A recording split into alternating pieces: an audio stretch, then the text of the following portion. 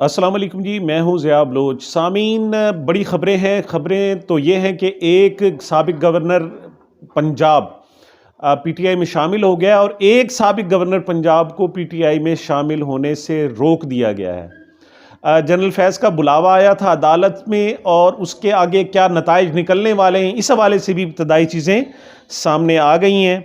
और इसके अलावा जो पशीन का जलसा था, उस हवाले से भी थोड़ी सी अपडेट्स आपके सामने रखेंगे।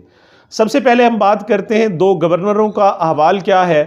तो जैसे मैंने कहा कि एक गवर्नर पीटीआई में शामिल हुए और वो गवर्नर हैं साबिक़ गवर्नर लतीफ़ खोसा साहब। पीपल्स पार्टी के बड़े देरीना वर्कर, वो जो जुल्फ़िकार अली भुट्टो के साथी थे, फिर बेनज़ीर भुट्टो के साथी रहे, उसके बाद आसिफ अली जरदारी के साथी रहे, उन्हें पंजाब का गवर्नर बनाया गया।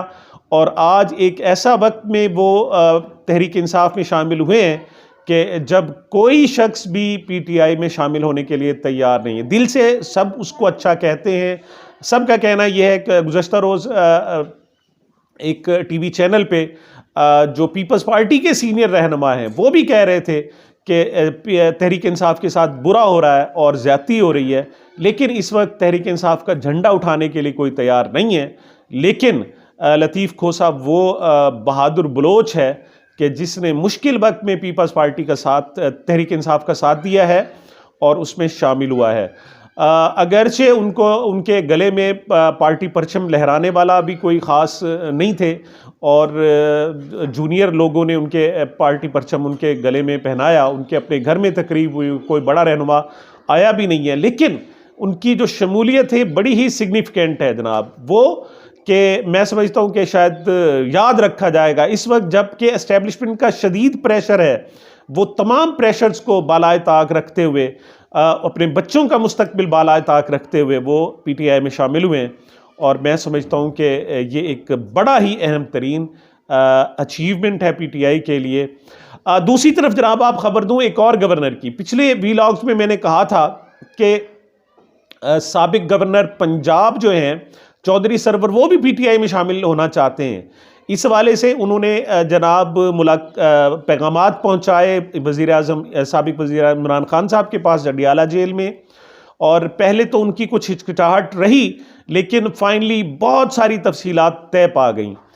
शायद वो इस मरतबा इलेक्शन भी लड़ते या ना लड़ते, लेकिन ये तय पाया कि उनकी जो खिदमात हैं वो बिरून मुल्क बहुत ज़्यादा हासिल की जाएंगी।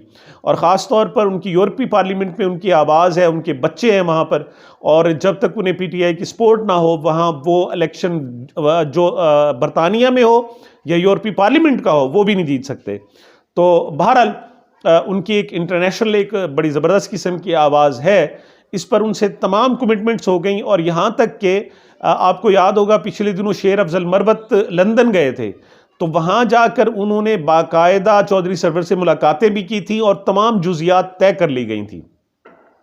लेकिन आखिरी वक्त पर उनकी पीटीआई में वापसी या दोबारा शमूलियत वो रह गई। उसकी वजह बड़ी अजीब और बड़ी ही खौफनाक किस्म की है।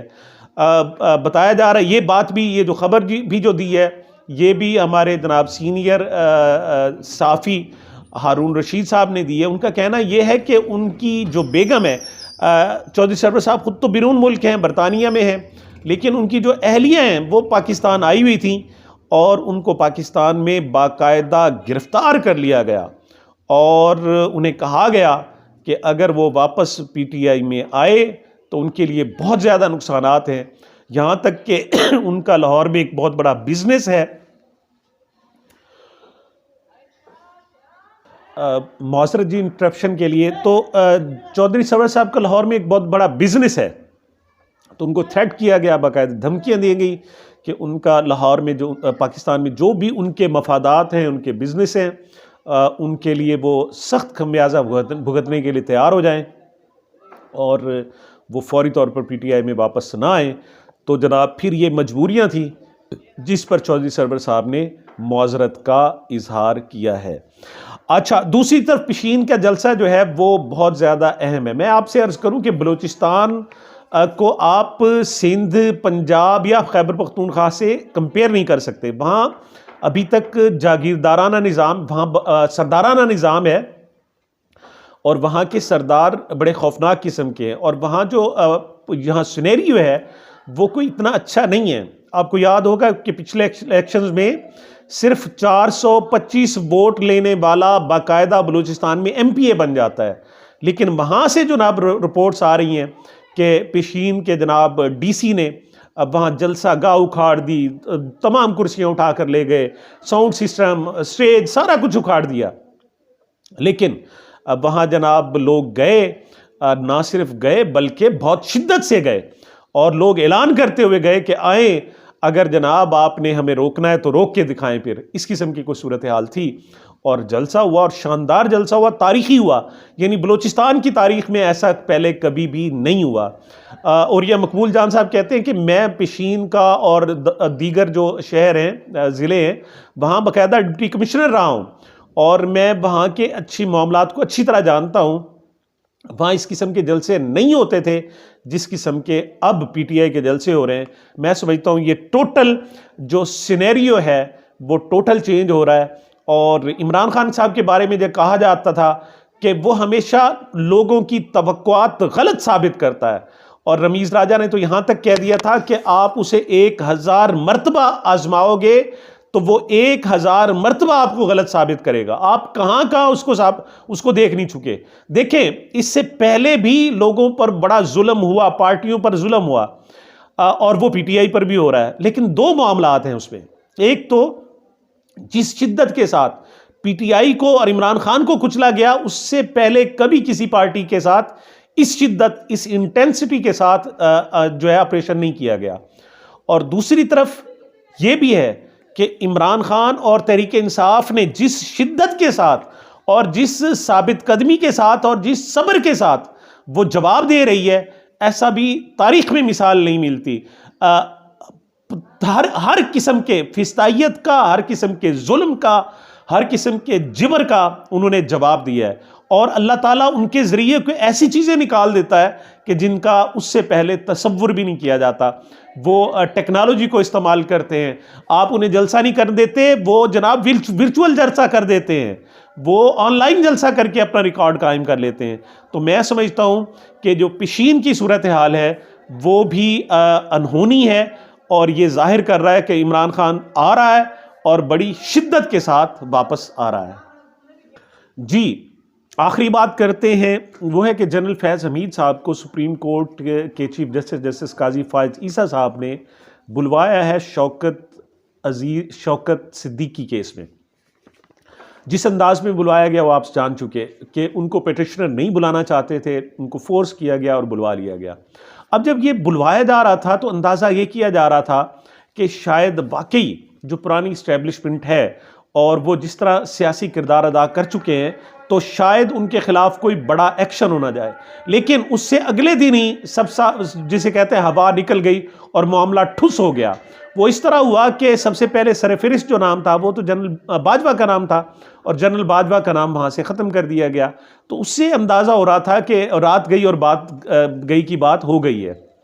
लेकिन अब जनाब अंदर के आदमी हैं, आप अंसार अब्बासी साहब आप जानते हैं कि वो जनाब उनको पहले ख़बर होती है, और पिछले दिनों एक प्रोग्राम किया था जनाब वाशिंगटन से, और उसमें उन्होंने बताया था कि टाउट कौन से हैं। अहमद नूरानी साहब ने ये प्रोग्राम किया था और उनमें बहुत सारे टाउटों का नाम बताया गया था। तो उनमें एक ये साहब भी, अंसार अब्बासी साहब भी बहरहाल शुमार होते हैं। तो अंदर की खबरें लाते हैं, वक्त से पहले लाते हैं। तो उनका कहना ये है कि जनरल फैज़ हमीद साहब का जो बयान होगा मुतवक्के तौर पर ये होगा कि जी वो शौकत सिद्दीकी साहब, जस्टिस शौकत सिद्दीकी साहब से उनकी रिहाइशगाह पर जाकर मिले तो थे, लेकिन इस मकसद के लिए नहीं कि वो इमरान खान, नवाज शरीफ को ज़मानतें ना दें या कोई और मामला, बल्कि वो असल में सड़क का मामला था। पारा में जो ISI का ऑफिस है उसके सामने सड़क बंद कर दी गई थी और सिक्योरिटी पर्पज़ के तहत बंद कर दी गई थी, और जैसे शौकत सिद्दीकी साहब ने कहा था जिसको खोल दिया जाए। ये कन्फ्लिक्ट था, वो चाहते थे कि ये सड़क बंद रहे, और इसके लिए वो गए थे कि प्लीज़ आप सड़क को ना खोलने दें, क्योंकि इससे बहुत बड़ा दहशतगर्दी की वारदात हो सकती है। और वो इस मकसद के लिए गए थे, और वो इस मकसद के लिए नहीं गए थे कि जनाब नवाज शरीफ को ज़मानत दी जाए या ना दी जाए। मैं समझता हूँ कि ये एक अहम पेशरफ्त है। इसका मतलब है कि जो हमारी इस्टेब्लिशमेंट है, मौजूदा इस्टेब्लिशमेंट है, वो किसी तौर पर भी नहीं चाहती कि पहले जनरल बाजवा खुद वैसे स्किप करा लिया और फिर ये सोचा जा रहा था कि शायद जनरल फैज़ हमीद को जो है वो निशाना बना दिया जाए। क्यों कि जनरल फैज़ हमीद नवाज शरीफ साहब की हिट लिस्ट पर मौजूद हैं, लेकिन क्राइम ये बता रहे हैं कि मौजूदा इस्टेब्लिशमेंट जो है वो जनरल फैज़ हमीद साहब को भी नहीं चाहती कि वो उनको निशाना बनाया जाए। यहाँ तक कि ब्रिगेडियर रामे साहब भी इसमें से साफ तौर पर निकल जाएंगे। अलबत्ता शौकत सिद्दीकी साहब को भी कुछ ना कुछ उनकी झोली में लाजमी डाल दिया जाएगा, लेकिन ये सोचना कि इस्टेब्लिशमेंट को सज़ा होगी, ये फ़िलहाल एक दीवाने का ख्वाब ही है। तो सामीन, ये अब तक की अहम खबरें थी। मुझे, मेरे इस चैनल को अपनी मोहब्बत और दुआओं में याद रखिएगा। मिलते हैं छोटे से वक्फे के बाद।